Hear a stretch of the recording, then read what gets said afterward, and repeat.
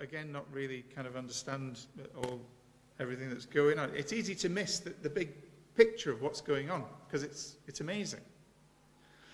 Leviticus 9, in the verses that I read, actually have one of the most significant moments in all human history. But it's quite easy to miss, because everything in the Bible so far has actually been building up to Leviticus chapter 9. Everything you've read from Genesis 1 all the way through to Leviticus 8, it's all been building up to this moment. It's a moment of huge importance in the Old Testament itself. It's massively important, actually, even for you and me. This is really good news. Though you'll be forgiven if you didn't quite spot it, because it feels so alien to us, but we're going to come to it. So to begin with, we have the thought that Aaron is a second Adam. We really need to grasp what that means for Aaron to be a second Adam. You remember what happened to the first Adam in Genesis, right at the start of the whole Bible. To begin with, Adam lived in Eden with freedom. Is beautifully in the presence of God. It was astonishing. God and man dwelt on the earth together. That's God's desire for humanity, that he should dwell with us on the earth. God gave Adam one command, but Adam chose to decide for himself what was right and what was wrong, and he disobeyed God. And obviously, as a result, Adam then and all humanity were banished from Eden. They were sent east, never able to re-enter the garden, never to be on the earth with God again. All of us.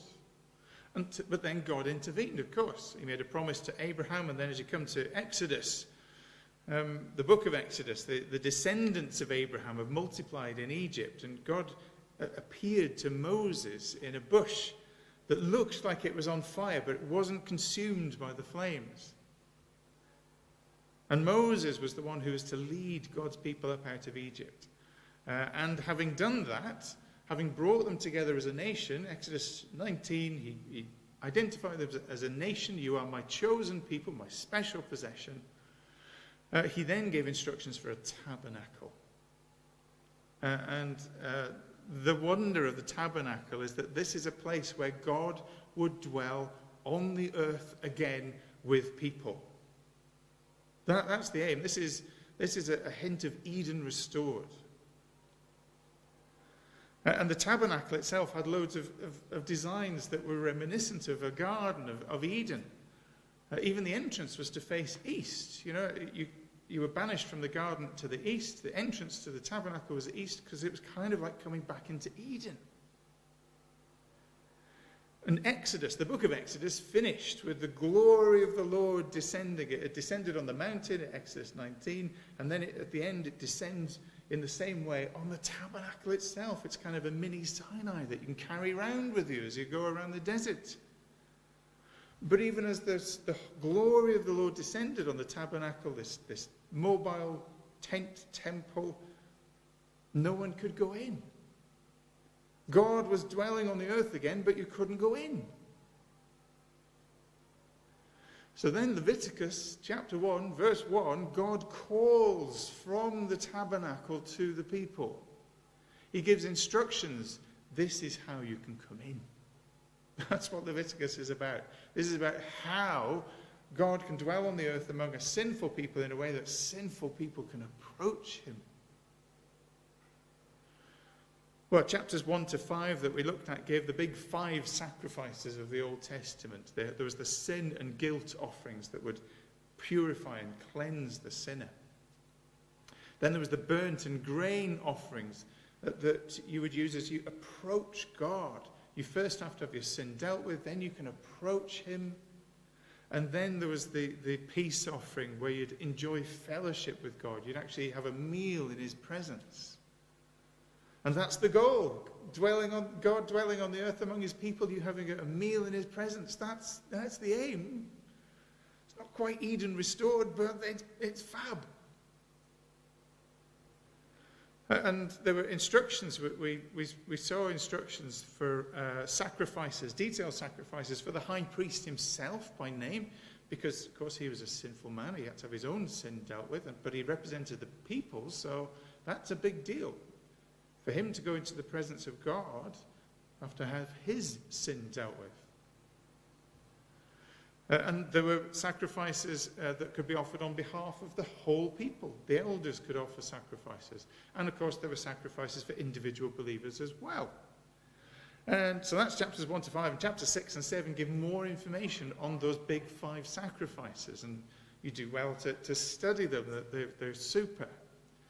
But then chapter 8. Chapter 8 is where we start to gather the priests together. And the priests, Aaron and his sons, are designated as priests. And they're the ones who are actually to perform and deliver these sacrifices. And the sacrifices were there to be made so that the priests would be set apart as holy. Their robes would be set apart as holy. Even the altar itself had to be set apart as holy. So sacrifices were made. And this week of ordination and sanctification took a whole week of preparation. And then you get to chapter 9. And so by chapter 9, everything's in place. We've got the tabernacle, we've got the sacrifices, we've got priests, they're all ordained. It's all sanctified, set apart. We're ready. We know the procedure, and it's time to begin. So we gather all the people together, the whole nation. So again, first couple of verses. After the ordination ceremony, this week of ordination, on the 8th day, Moses called together Aaron and his sons and the elders of Israel. He said to Aaron, "Take a young bull for a sin offering and a ram for a burnt offering, both without defects, and present them to the Lord." So verses 1 to 7 that we read, they're the preparations. So get the people, get the animals, and sacrifice according to the rules, the legislation that we've been given. And so you go through it, and it's all there. You've got the sin offerings and the burnt offerings, grain offerings, peace offerings for the people. It's all done as instructed. And so the details are all there for us. We can see the law in the early chapters. You can see what they're actually doing there, and it's all spot on. And so, verse 22, after all the sacrifices have been made, after that, Aaron raised his hands towards the people and blessed them. Then, after presenting the sin offering, the burnt offering, and the peace offering, he stepped down from the altar. Because the altar is a really big thing. Of course, you're sacrificing bulls and stuff. It's a huge thing. And he stepped down from it. And this is it. It's happening now for real. The sacrifices have actually been made. These are the first sacrifices being made. But why? What's the goal? What's the end that we're aiming for? Well, verse 23. Then Moses and Aaron went into the tabernacle. And when they came back out, they blessed the people again. And the glory of the Lord appeared to the whole community. Oh, it's fantastic. Moses had enjoyed a kind of burning bush protection from God, not consumed by God's holiness. When Moses went to receive God's word, it's a bit like the burning bush. It's kind of a supernatural protection, an unusual thing. But now, with what we've been given in Leviticus, Aaron is entering God's presence. And he's doing so because of the sacrificial system that God has given. God was in the tabernacle and he called out, "This is how you approach me." And Aaron has finally been able to do it and actually enter in. He's gone into the tabernacle, even into God's presence. Aaron has done what Adam couldn't do. He's gone west instead of east. He's gone into God's presence, into God's glory. And even more than that, because he'd offered sacrifice for his own sin and for the sins of the community, the whole community now are able to see God's glory displayed. That's what it's an astonishing moment. It's the universe has changed in this moment. Ever since Adam was banished, there's been no way that a person could approach God, but God has now given this way and Aaron has gone in. And he's gone in representing the people, and the people have seen the glory of God. It's not quite Eden restored. That has to be said, but it's the nearest thing since Genesis 3. God has provided a way that he might dwell on the earth among a sinful people, and they are not consumed by his holiness. There's cleansing from sin, there's atonement for wrath, there's approach, and there's fellowship. And what happened? Verse 24, when the people saw this, they shouted for joy and fell face on the ground. Face down on the ground. What a reaction. It's a whole person shock and delight, fear and wonder. It's as true a worship as ever there was. When you see the glory of God, it consumes you. Well, that would be good, wouldn't it? It would be nice to have a bit of that. Can you have a glimpse of that? Is there a way that we can glimpse something of that glory? Yes, there is. Yes, there is. So next, Jesus displays God's glory. The New Testament letter to the Hebrews is very much it's kind of a commentary really on this whole system. It makes it clear that the Old Testament system was a shadow, a 2D version of the reality.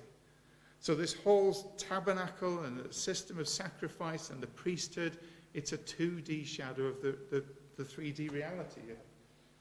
You see something, a shadow, and it's just flat, and you know that it represents something bigger, fuller. There are obvious shortcomings with the old system, yet you had to keep on sacrificing animals. And even then, the fellowship that you enjoyed with God was fabulous, but limited. And we've already seen over the recent weeks that Jesus is the fulfillment of the big 5 sacrifices of the first 5 chapters. His death, his blood cleanses you from sin. His resurrection, his ascension, mean he's ascended like a burnt offering up to God himself, into the very presence of God through the curtain.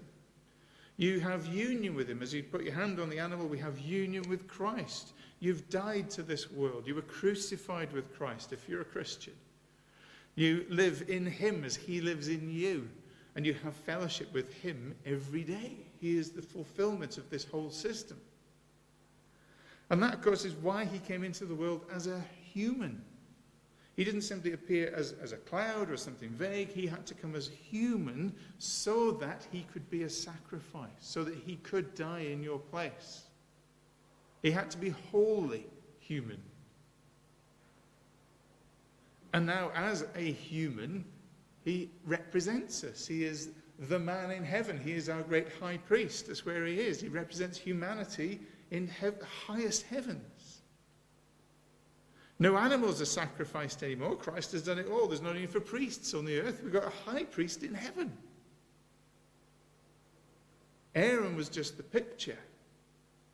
As he entered the tabernacle, Christ entered the 3D, the multi-dimensional reality of the presence of God, the infinite wonder. That's where he is. And the tabernacle, remember, the tabernacle was a kind of a picture of the universe. That's the shadow. The courtyard where the tabernacle was, that's kind of the earth. The holy place, there's the heavens, and the most holy place is where God is. And that's where Christ is now. He's gone through the heavenly curtain. And now, he displays the glory of the Lord. But we should never think that anything in the tabernacle experience was better than what we have now. We have the 3D reality in Christ. We have better. So how can you and I see the glory of the God in a way that you would shout for joy and fall face down on the ground?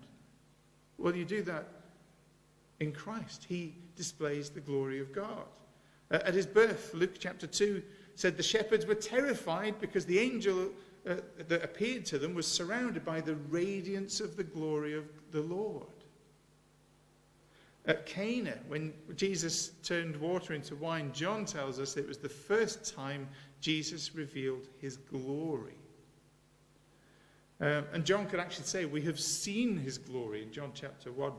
And Peter would write it in his letters about the transfiguration and saying how Christ had received honor and glory from God the Father. If you want to see the glory of God, you look to Christ. And you want to see it, wouldn't you? You want to see the glory of God. You want that reaction where you shout with joy and fall face down on the ground. They did it there on the Mount of Transfiguration. Well, if you want to see the glory of God, Hebrews 1 says, the Son radiates God's own glory. And one day, you'll see that with your own eyes. Revelation 21 promises that you will see that. God's people there are pictured as a perfect city. When God comes to make all things new. And what's that city like? What is God's people like on that day, at the end of all things? Revelation 21, and the city has no need of sun or moon, for the glory of God illuminates the city, and the Lamb is its light. You'll see that with your own eyes. And Christians, we long to see that glory, don't we? And because you're united to Christ, Christ who is the very radiance of God's glory, he dwells in God's glory. It's no surprise that for you as a Christian to hear Paul writing in Colossians chapter 1, Christ in you is the hope of glory. And when you see it, your reaction will be exactly like these people in Leviticus 9:24. When the people saw this, they shouted with joy and fell face down on the ground. You think, what? Would you shout with joy? What does that look like? If you want to see what shouting with joy looks like, you look to a full Liverpool Cup, or when England score, the winning goal for the Euros. Then you'll see people shout, and they shout with joy. That's what it is. It's an astonishing celebration, an adoration, a worship, if you like. That's what you will be like when you see the glory of God. Yes! A whole consumption of your body, your mind, every bit of you just wants to rage with the joy of it. Christ in you, the hope of glory. Wow. How can we get a glimpse, though? How can we get a glimpse? We can. You can see his glory. You might just think, well, you can't actually. It's just, we can't see him, and that's the end of it. Well, Jesus actually prayed in his great high priestly prayer of John chapter 17. We have these beautiful words where God the Son prays for his people to God the Father. It's an astonishing thing.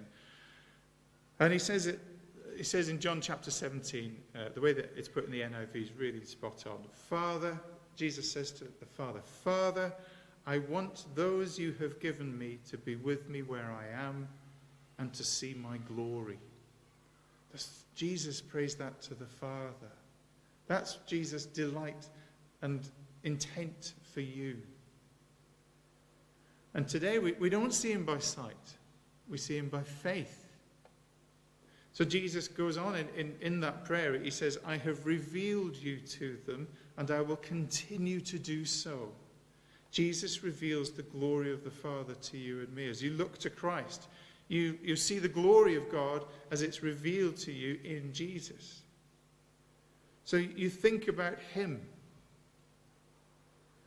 What of God has been made known to you as it's revealed to you in Jesus? I want to see the glory of God. Well, Christ is the representation of the glory of God. If I look to Christ, I will see the glory of God. How is God's glory revealed in Christ? And as you ponder those things, you get a glimpse of that glory, that wonder. There are direct statements in Isaiah chapter 6. It was in the year that King Uzziah died that I saw the Lord. He was sitting on a lofty throne, and the train of his robe filled the temple. Attending him were mighty seraphim. They were crawling out to one another. Holy, holy, holy is the Lord of heaven's armies. The whole earth is filled with his glory. And as you picture that, you glimpse that glory.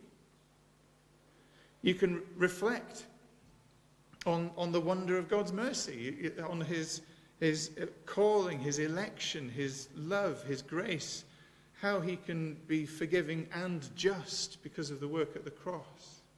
And as you think on those things, well, Paul's reaction, as he's pondered and written about all of that stuff from Romans chapter 1 to the end of chapter 11, at the end of chapter 11, he says, oh, how great are the God's riches and wisdom and knowledge, how impossible it is for us to understand his decisions and ways. For everything comes from him and exists by his power and is intended for his glory. All glory to him forever. Amen. That comes from a reflection on what God has done. You can reflect on Leviticus 9, a picture of universe salvation that Jesus has achieved. He is the man who has entered heaven.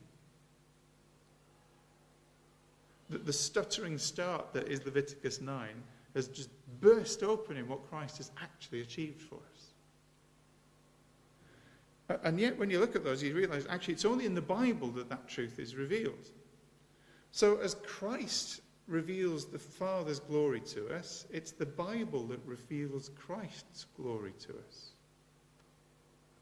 If you want to see God's glory, you need to meditate on Christ's revelation of him. If you want to see Christ's glory, you meditate on how it's revealed to you in the Bible. And you say, oh, wait a minute, you've lost me now because I can't actually, I don't even know what meditating on the Bible means. Well, when you sing in church, as much as we'd love to, but even words on the screen as we have it, is your heart ever lifted by something that you see on the screen? You feel an emotional connection with the words. Our God is the end of the journey. These phrases lift us. I saw a new vision of Jesus. Thoughts of God and salvation and heaven move you. Do you ever have that and actually feel a physical response? Maybe tears in your eyes or your hands. Somebody was saying, even though we're not singing, there was a hymn not so long ago and actually felt a desire to respond physically. We're not that kind of church. We don't do that. But why not? Why not? Because that's the right reaction here. These people who saw it. Sometimes if I'm out for a run, listening to Christian music, you hear something and you because you're already physically involved in something, it lifts you physically. Your arms, I'm running along with my arms out wide, on the lane at the back of the house where no one can see me. But it's you're reacting. It's got to be good. These people shouted with joy and fell face down. It's okay to go, to respond physically. You're being moved by the truth of the gospel as you sing it with words and truth revealed in the Bible. It's right that we are lifted in that way. And you say, well, okay, I can't take it all in. Well, of course you can't take it in. He's an ocean, and you can't see into the depths of him. You can only sip. Well, sip.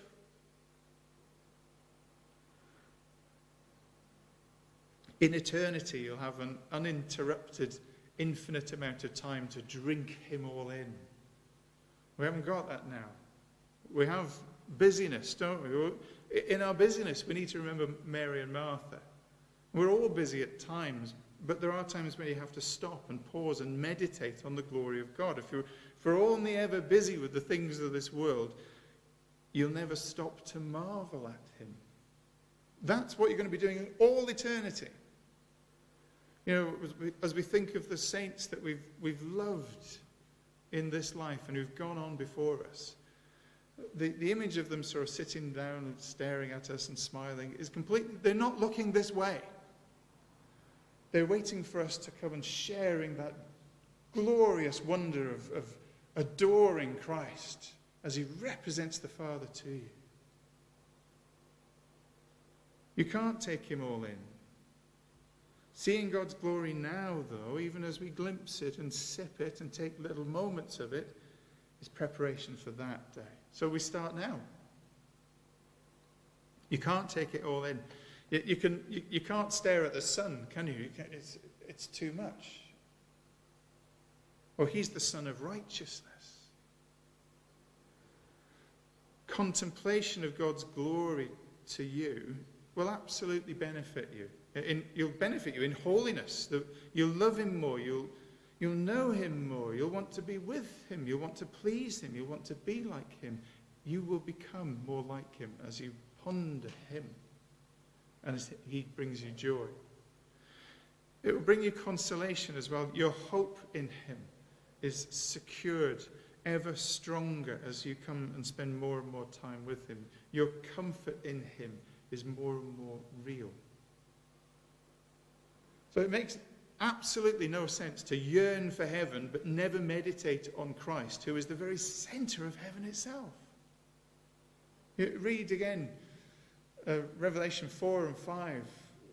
He's the focus. He will be your focus. Get ready for that now. Every day, take in something of Christ's glory. And when we talk about meditating, we're not saying, you need to be up at 4 a.m. if you're going to do this properly. You can meditate for just literally 5 minutes, can bring incredible blessing. Just read a single verse from Ephesians or Colossians and these rich, rich books, Romans, and you're blessed. And huge encouragement in just a moment. Set aside, I'd really encourage you to set aside once or twice a week for a longer reading time. And if it helps, take notes. I find it helpful for me. We're not trying to write a book. You're just writing a sentence or two. And if your handwriting is rubbish, it's only you that see it. Well, you and the Lord that sees it, and he can read. And you're not going to expect choirs of angels to be ringing in your ears every day. Some days will feel sweet. And other days you think, I'll come back tomorrow. That's okay. That is the experience of all God's people down the centuries. If things seem dry to you, sing a hymn. Sing a Christian song. Something with real content, with rich biblical content. And can it be that I should gain an interest in my Saviour's blood? Yes, of course. And as you sing these words, how deep the Father's love. Even if we can't kind of get moving, sometimes the words of a hymn and the emotion of the tune lifts you and you remember again. Jesus prayed to the Father that you would see his glory.